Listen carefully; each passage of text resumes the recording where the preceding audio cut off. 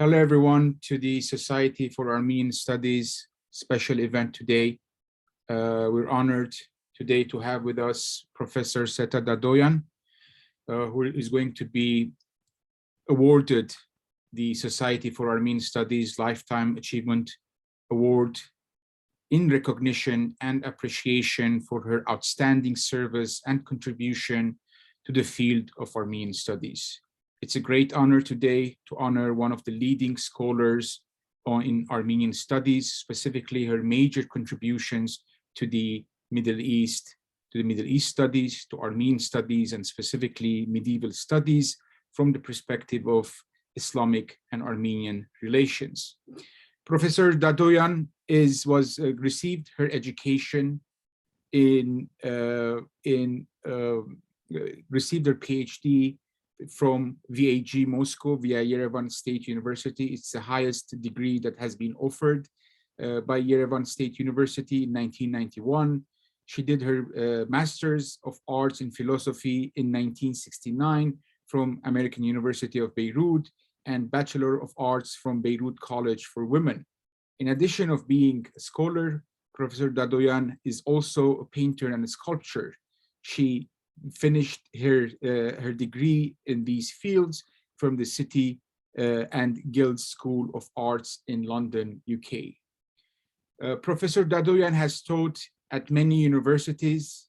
She taught at Yerevan State University, University of Chicago, St. Nerses Armenian Seminary, Columbia University as the Orjanian Professor for Armenian Studies, at American University of Beirut from 1986 to 2005 in the Faculty of Engineering and Architecture as Associate Studies between 1995 to 2005.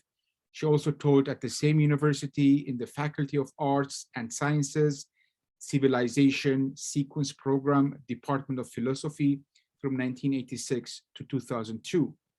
She also taught at Haigazian University and also at Beirut College for Women.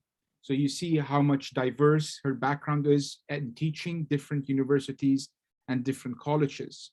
She was awarded many honorific awards, which includes the Mesrop Mashtots Medal and Pontifical Encyclical for exceptional scholarly contributions to Armenian history and intellectual culture by the Catholicos in Antalya's in 2015.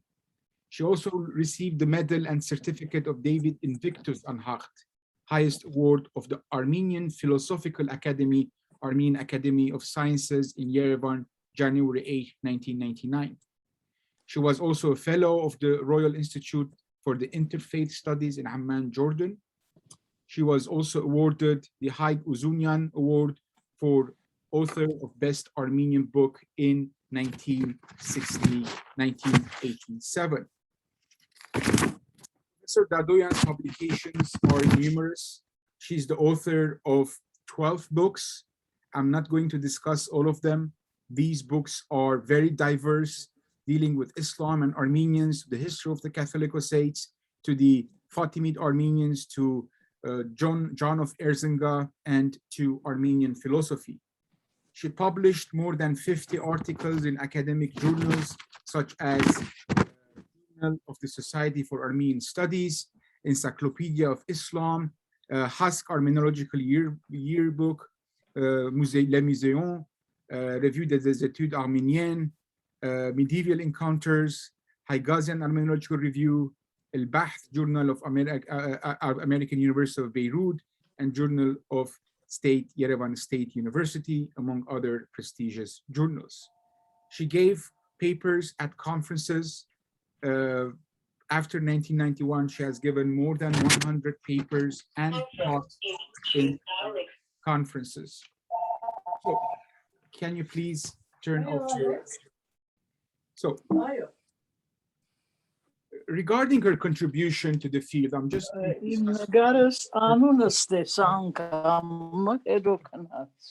Okay, I'm going to, sorry.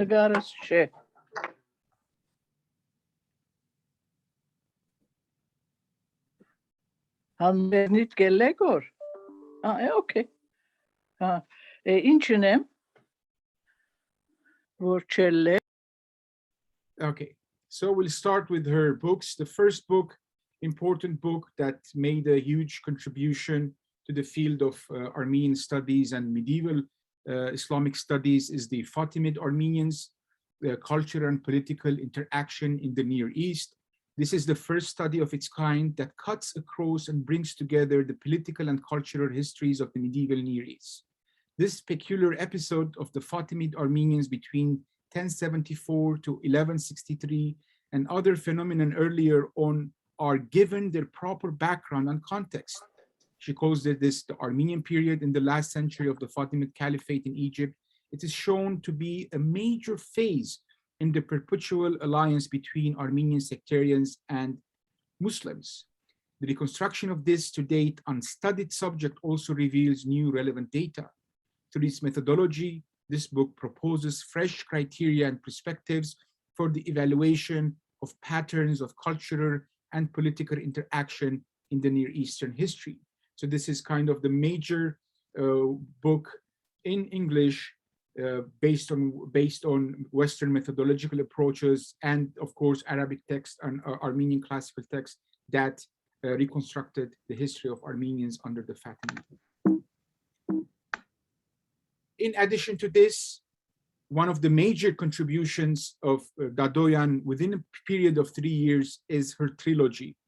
This is a major contribution of 3 books published consecutively, one after the other, called The Armenians in the Medieval Islamic World. So in the first of a massive 3-volume work, which is this one, as you can see the picture, Dadoyan studies the Armenian experience in the medieval Islamic world and takes the reader through hitherto undiscovered paradigmatic cases of interaction with other populations in the region.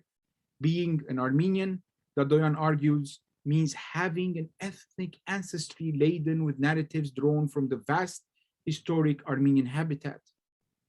Contradictory trends went into the making of Armenian history, yet most narratives fail to reflect this rich texture. Linking Armenian Islamic history is one way of dealing with the problem. Dadoyan's concern is also to outline revolutionary elements in the making of Armenian ideologies and politics. This extensive work captures the multidimensional nature of the Armenian experience in the medieval Islamic world. In this book, Dadoyan holds that every piece of literature, including historical writing, is an artifact. It is a composition of many elements arranged in certain forms: order, sequence, proportion, detail, intensity, and etc. Dadoyan has composed and arranged the larger subjects and their sub-themes in such a way as to create an open, dynamic continuity to Armenian history that is intellectually intriguing, aesthetically appealing, and close to lived experience. The second volume in this series, called The Armenians in the Medieval Islamic World, the Islamic World and the Diverging Paradigms Case of Cilicia, 11th to 14th century, Dadoyan explores the Armenian condition from 970s to the end of the 14th century. This period marked the gradual loss of semi-autonomy on the traditional mainland and the rise of Armenian power of diverging patterns in the southern Asia Minor, North Syria, Cilicia, and Egypt. Dadoyan's premise is that if Armenians and Armenia have always been located in the Middle East and the Islamic world, then their history is also a natural part of the region and its people.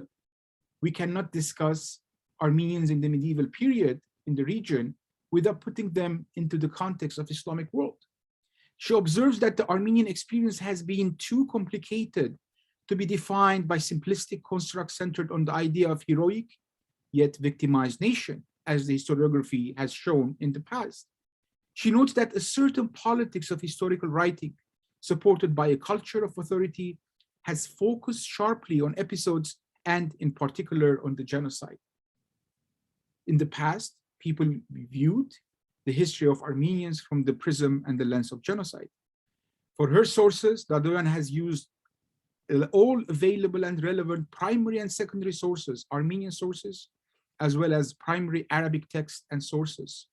This book stimulates re-evaluation of this period and reconceptualizes Armenian in the Middle histories, in the Middle Eastern histories. The third book in this series, published in a period of 3 years, actually, one after the other, The Armenians in the Medieval and the Islamic World, Medieval Cosmopolitanism and Images of Islam, 13th to 14th century. Dadoyan focuses on social and cultural as aspects rather than on the core political focus exhibited in her first 2 volumes. Her objective is to suggest political readings of these themes and related texts by revealing hitherto unstudied and novel interactions in the cities of Asia Minor during the Mongol period. Dadoyan focuses on the Armenian condition and the role of the medieval Islamic world. She discusses Armenian history through contextualizing the Islamic world. She argues that if the entire region was the habitat of most of the Armenians, their history too is part of these locations and peoples. We cannot discuss them in a vacuum. Dadoyan draws the outlines of the new philosophy of Armenian history based on hitherto obscured patterns of interaction, which haven't been discussed in the past. The first 3 chapters of this volume are dedicated to the images of Prophet Muhammad in Armenian literature. Dadoyan shows that direct interactions and borrowings happen regularly from the Islamic sciences and not separate from them. From Islamic sciences, reform projects, poetry, and arts. Dadoyan argues that the cosmopolitan urban environments were radically different from rural areas, and close interactions took different and unexpected patterns. In the last part of the volume, Dadoyan presents the first and only polemical apologetic Armenian text addressed to Islam at the end of the 14th century. This book is essential for all historians and Middle East scholars. So basically, this trilogy, a monumental contribution to Armenian studies, to Islamic studies, and to Middle Eastern studies, revealed the sophisticated, complex interactions, connections, and borrowing from each culture within the region. Professor Dadoyan's work is not only confined to medieval period. She also discusses current condition of Armenians. As know, she is also a philosopher, and her book, The Armenian Condition in Hindsight and Foresight, addresses primarily to wider public as well as intellectuals in method and objectives. The book is a critique or an assessment of the Armenian condition and generally things Armenian in hindsight and foresight. Hindsight, according to Dadoyan, means retrospection and analysis of the significance of past events after their occurrence and the impact of these events in the formation of identity and national consciousness. It does not always mean perfect vision, but it is absolutely essential to figure out what caused these events, what should have been done, and the lessons to be learned. Foresight for Dadoyan is the insight gained to the look into the future on the basis of an understanding of the past and present. With an intention and courage to improve the situation, it is also the ability to predict the course of the events before their occurrence.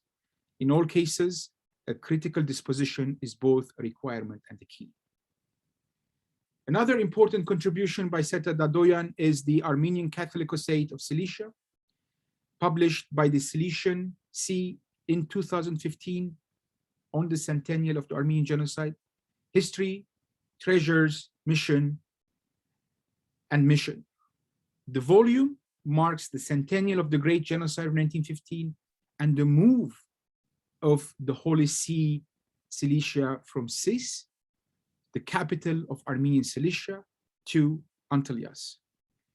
Part 1 is dedicated mainly to the history of Cilicia and the Catholicosate, and part 2 to the treasures preserved at the Cilician Museum, such as manuscript, old printed books, coins, metalwork, liturgical vestments, paintings, and carpets.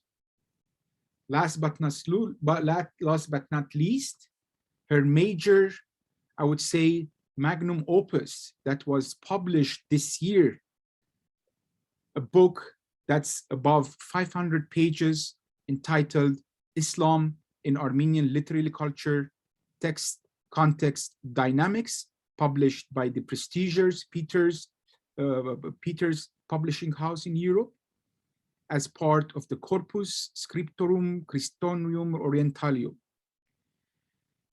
The Armenians' perspectives on the perceptions of Islam are some of the earliest and integral part of Near Eastern interactive history, yet the subject remains in virtual obscurity.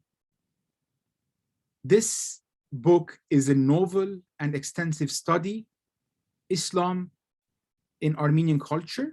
It's an extensive study, is a maiden voyage into the uncharted territory and an overdue task in regional Armenian and interfaith studies. In view of the broad temporal and thematic peripheries, multiple aspects and complicated problematics, primarily Armenian texts such as the hitherto unknown manuscripts and or indirectly familiar literature are given high priority and cited. These texts are analyzed in their social, cultural, and political context in dynamic processes.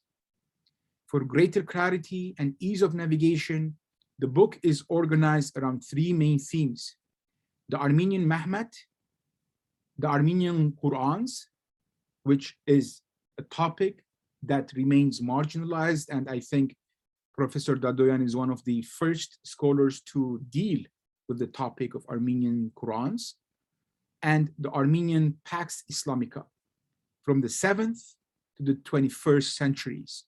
These are all also arguments, tools of analysis, and major chapters in the books. So as you can see, I only discussed here few books, major books. Professor Dadoyan has written about 12 books dealing with philosophy also. These are her major books here, which have influenced and made huge impact on the way in which we view Armenian Islamic relations in the medieval period. The strength, one of the strengths that Dadoyan has is her command in classical Armenian, classical Arabic, as well as her unique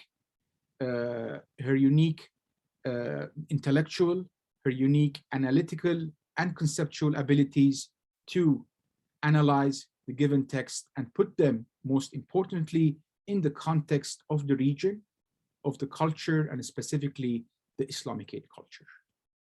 Thank you very much. The floor, and now Professor Dadoyan is going, is going to give a talk entitled Islam in Armenian Literary Cultures, 7th to the 21st century, Text, Context, and Dynamics, which would be based on her last book, would be followed by question and answer. Professor Dadoyan, the floor is yours. Thank you so much, Bedross. First and foremost, is my voice being heard? Is it clear? Do you hear me clearly? Yes. Yes? Thank you. Thank you, Bedross. First and foremost, I must say that I share this award with the Society for Armenian Studies. It is a rare and valuable recognition of my particular intellectual standpoint in Armenian studies and a different scholarship. I am deeply grateful. On my part, I received this award in humility because as much as the ground I have broken matters, and is appreciated obviously by the SAS, what matters more is the road ahead. Like all scholars, I'm just an explorer, an inquirer into uncharted territories. In fact, my intellectual career started as an inquiry, a questioning, which my archaeological design or my being aware of being an archaeologist required. Existential in many respects.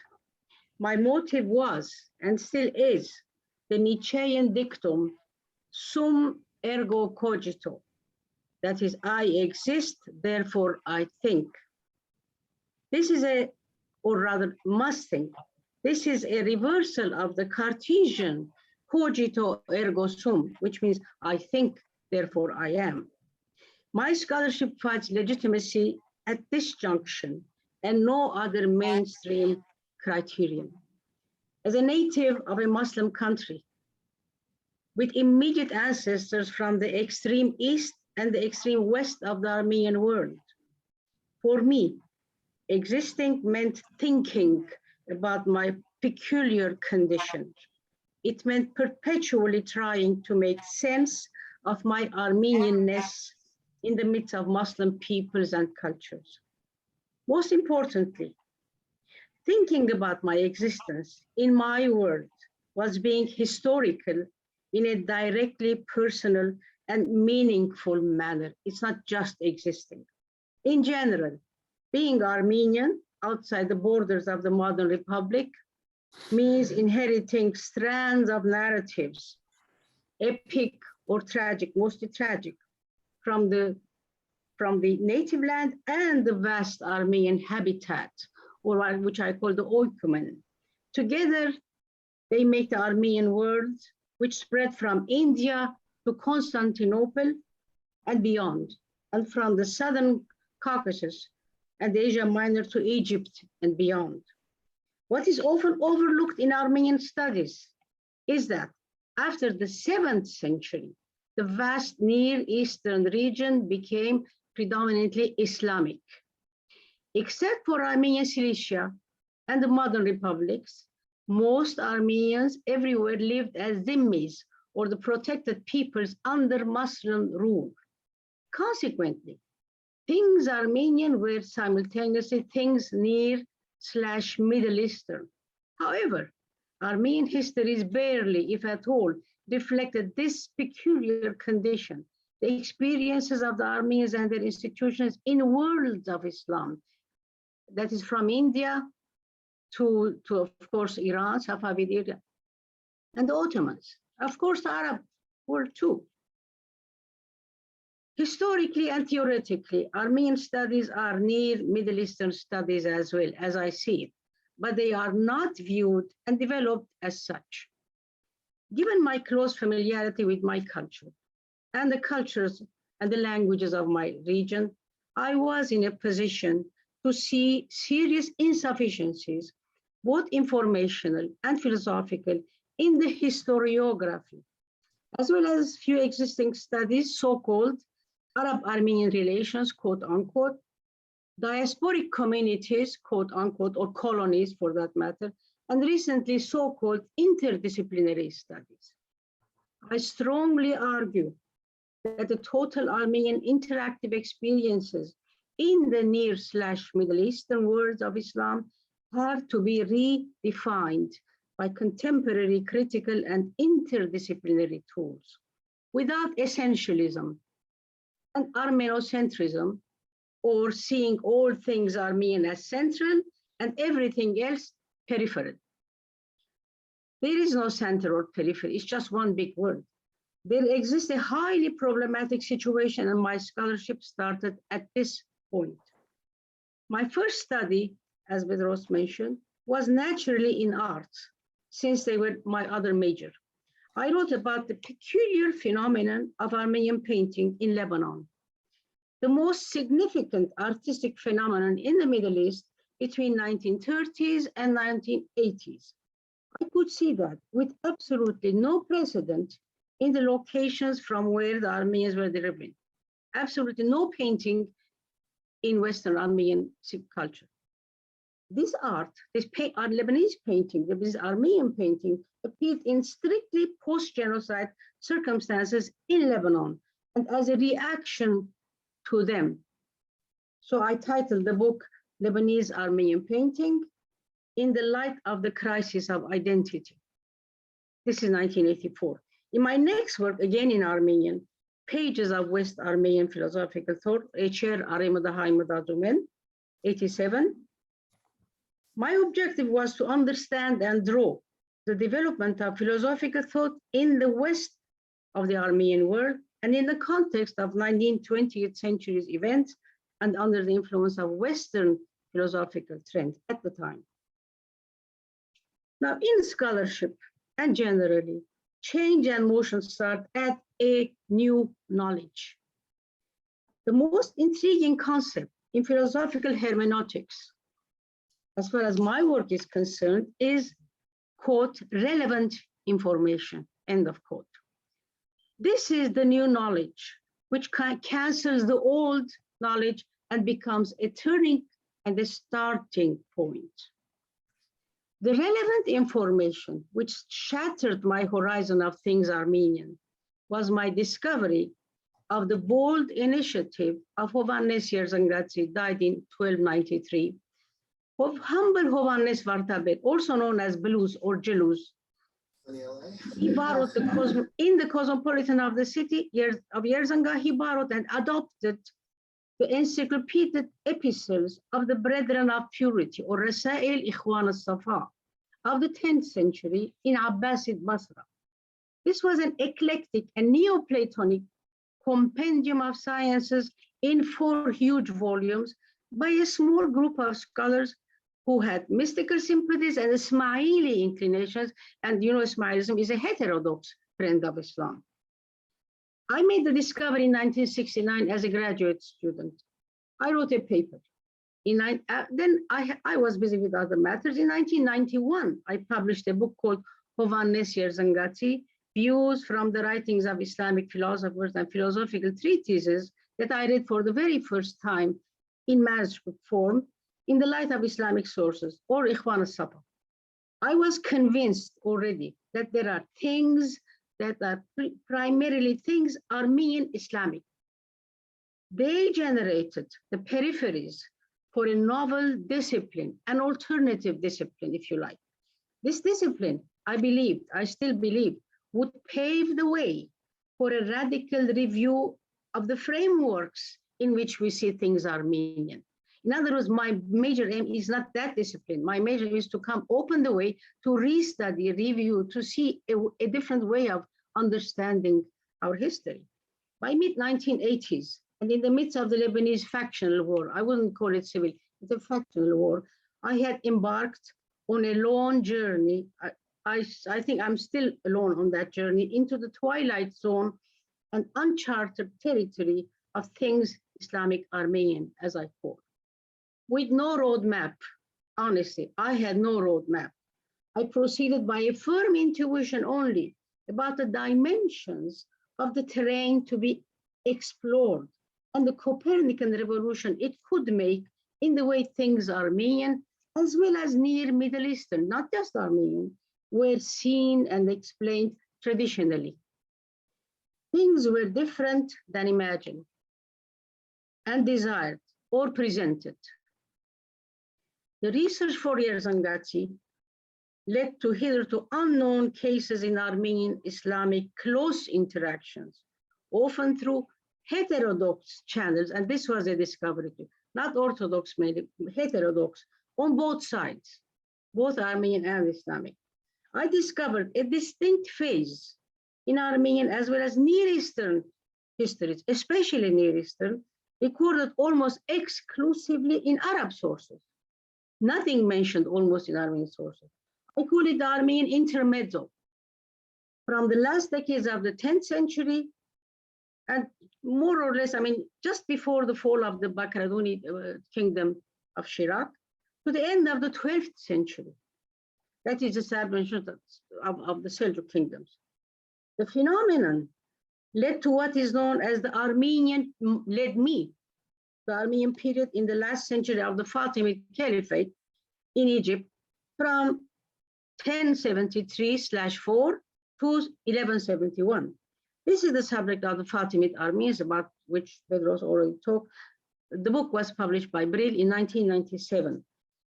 This book also revealed the simultaneous involvement of Armenian Orthodox establishment, in addition to the heterodox factions, the Bahlavunis in Egypt, and Catholicos Grigor Bagayaser or Martyrophil there around 1074 and 5. Following Fatim, there is a chain. Each research led me to another, and then I was on a path.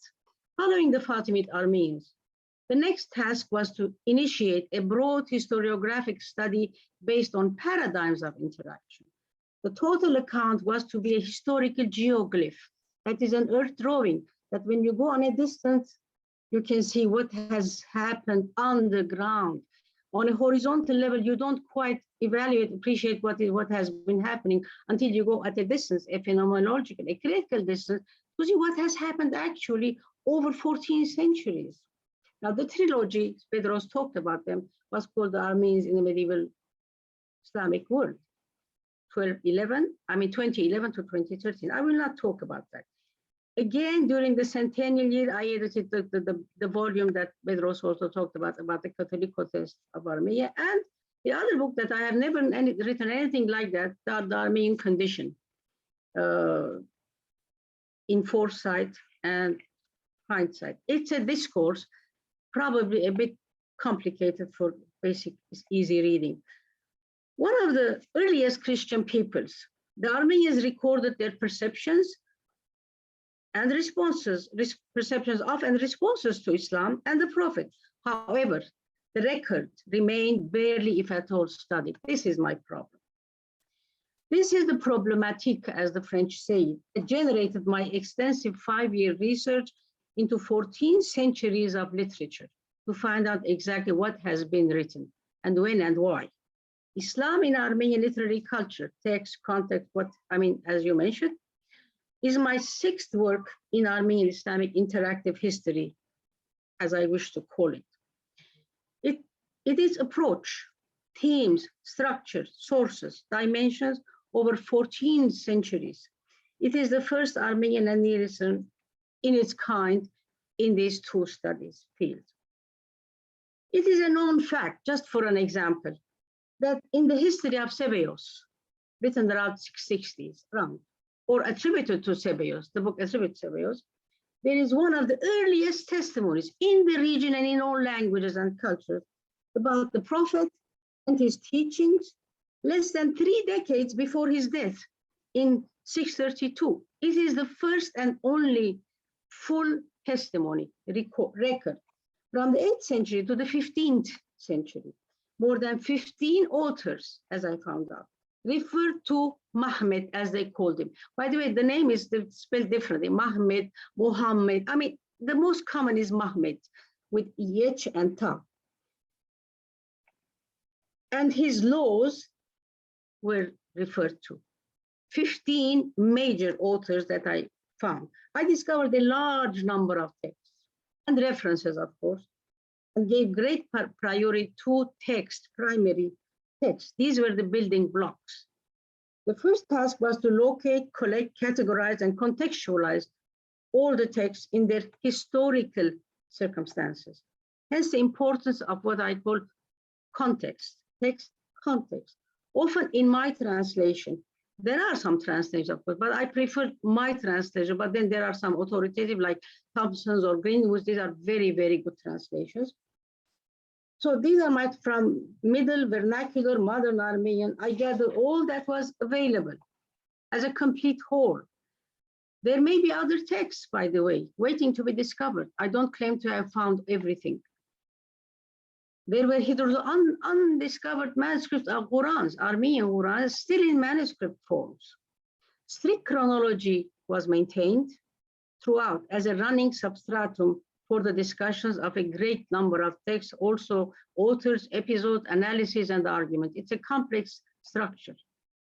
The formulation of clear arguments based on the analysis of all the texts was a parallel and one of the hardest tasks in response to the essentially critical nature of the project. The Armenian Mahmed, the Armenian Pax Islamica, and the Armenian Qurans were the 3 basic themes that made the conceptual a logical tripod to support a great number of textual citations and arguments they generated. By the way, all the quotations do have their Armenian originals in the notes. Introducing the study by a chapter on the medieval Armenian Mahmed, as I call it in quotation marks, part 1 and 2. The book has 5 parts. Was to present the initial argument, which is the following, that only remotely related to the Prophet the cumulative and dynamic figure of the Armenian Mahmet, generated by consecutive texts based upon each other, by the way, over 7 centuries, was granted as a historical account and never questioned. I have found no proof that any Armenian author from the 7th century to the almost 15th read the Quran in the original language. No proof. I mean, I have looked a lot. No proof, not even parts of it. They're mostly paraphrases taken from secondary sources, mostly Syriac, and a bit later, maybe some Latin, but the first, as I will refer to it, the first translation was from Latin of the 12th century by Stepanos Lehati, 1680. I have a, by the way, most of my recent articles were in the CMR, that is the British publication. Now,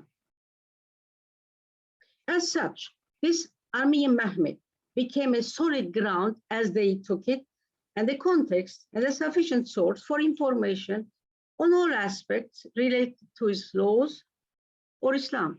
Islam was never referred to it as Islam, but the laws of Mahmet. Islam is the laws of Mahmet. This is one way of making it into a human construct. I mean, there's nothing divine, except Sevios, of course, he thinks that is a God-given word, except Sevios. By the end of the Middle Ages, after the Seljuk, Mongol, and Turkmen period, the composite and rather gross, it's quite gross, by the way, figure of Mahmet also summarized the Armenians' perceptions and knowledge of Islam as the faith and the instrument of the power of their rulers and their enemies. The Armenian awakening was shaped on an anti-Muslim bias. We have to, because the struggle was to break out of Safavid and Ottoman rules. That's why it started at a bias, and the bias was transmitted to the intellectual culture as well. Now, because Islam was regarded the laws of Mahmet, the Quran was greatly marginalized. It is somebody's report, not a divinely given text. Islam as an alternative religion and a moral system became secondary to, yet closely tied to the person of Mahmet. So when they attack the person, they will have attacked his laws. So that was one shortcut to that. Another argument emanated from the text spread over 14 centuries concerning the way in which the Armenians perceived their status under Islam, Muslim rule. This was a Pax Islamica, as recorded and deployed in Armenian literature, in its historical and literary record, cited in full in this study, in this book. All the alleged covenants, named differently, covenant, agreement, pacts, compacts, treatises, named differently. Also, oath mostly, ukht, ahad in Arabic. They originated what I call the Pax Islamica, almost always assumed to be legislated by the Prophet Muhammad himself. All other, well, this is a very long story. They believe that the Prophet gave the Armenians some kind of oath. This is an assumption, of course. And everything else after that, even in the 20th century, scholars believe that everything else was a reconfirmation, repetition.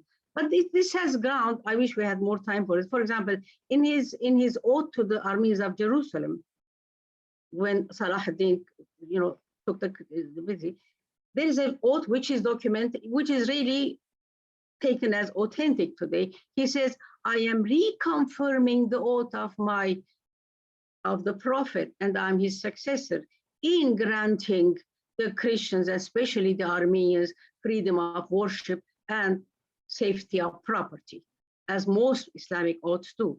Two things are referred: freedom of faith, worship, and safety of person and property. They also argue that all references to texts related to the Pax Islamica must be studied not as courtroom exhibits, because they are none of them, except few, probably authentic. These are not courtroom exhibits.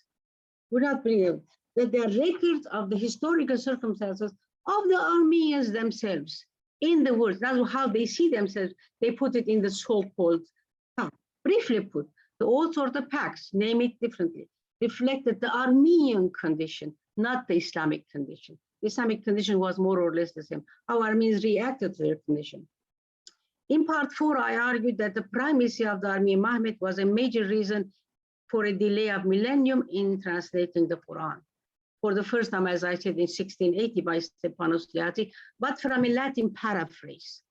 That Quran is not it is a paraphrase written especially for polemical reasons at the time by, of course, the Crusader West. While previously, the biographies were polemical tools, as I shall explain, the Armenian Qurans that were made to the first decades of the 20th century, in turn became occasions, platforms for polemical side scripts, as I call them, and attached text. Side scripts as on the margins or small text. What I call the Armenian Qurans, the theme of part 4, in turn reflected dispositions toward the laws of Mahmet or Islam. From the first translation in 1680 to the last in 2014 from Turkish, 11, as I have discovered, 11 full Qurans texts were available, translated first from Latin, Arabic in the 18th century, copies of it, French, Persian, and Turkish. 4 of these were copies, the rest are original. They appeared in 3 clusters. This is very interesting. The first group of 5 Qurans, 2 original, 3 copies, in the 17th to 18th centuries, end of 17th, early 18th century. The second group of 3 Qurans from 1910, listen to this, 10 to 12, about 3 years. A group of 2 partial translations in 1991, 1995, and the third group of 3 Qurans, 2003 to 2014/15, the last one being from Turkish, but the last 2, by the way, are for reasons of conversion by their authors. This is a long story. Anyway, but it seems that the subject of the Qurans is much more complicated than people take it for. It's not just that. Based on all so far known Armenian Qurans, I argue that the motive of all translations was never interest in Islam itself. That is the scriptures of the Muslims. But with the exception of the last 3, I will not talk about. The first 5 Armenian Qurans made in the Safavid world, as well as the second group 3 made in the Ottoman world, were occasions and platforms for polemical reasons, side scripts, as I said. The plan, from the beginning, even when Stepanos Leati made the translation and wrote, by the way, notes on the margins of his translations, they were just giving the information with the weapon to find and the polemics just as one package, as a warning to the reader. Now, chronologically, also logically, part 5 is entitled Islam, the Prophet, and the Quran in late modern and contemporary literature. Well, I think I should conclude now. There are some studies that I don't want to spend time on that. In conclusion, I consider my work a prolegomenon, an introduction to a novel discipline of Armenian Islamic studies within and as part of Armenian as well as Near Eastern studies. This discipline will be instrumental to launch a large and radical project of rethinking the entire Armenian experience in the region in its interactive aspects, without essentialism, as I said, or Armenocentrism. In this respect, my work is also a clear statement by the force of the material it makes available and the themes and the theses it expounds. The new knowledge that it offers may eventually cause a change and lead to fresh ways and areas of inquiry. To grow and to be universally relevant, Armenian studies must move as though from the narrow pond of the Mediterranean. It should cross the pillars of Hercules or mainstream norms into the open ocean of Near/Middle Eastern studies, which is their natural habitat. And thank you so much.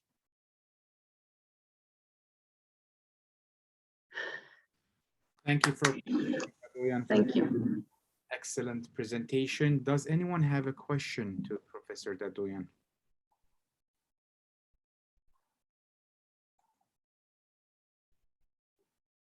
I have a question, but before Yes. that, let's give you the SAS Lifetime Achievement Award, and then we can move on to questions. So unfortunately, we were planning to do this event somewhere in New York, and due to COVID, maybe St. Nerses or the diocese, but due to COVID, we weren't able to do that. So we're doing it virtually, and we sent Professor Dadoyan the plaque, the SAS Lifetime Achievement Award. Professor Dadoyan, if you can show the plaque. Yeah. Can you take it higher, please? Yeah. Congratulations for your Thank you. excellent lifetime achievement to the field and a new vision, and hopefully future scholars are going to build on your on all the hard work you've done in bringing a novelty to the field. I'm going to thank you very much. I'm going to stop the recording here now and then start the QA session.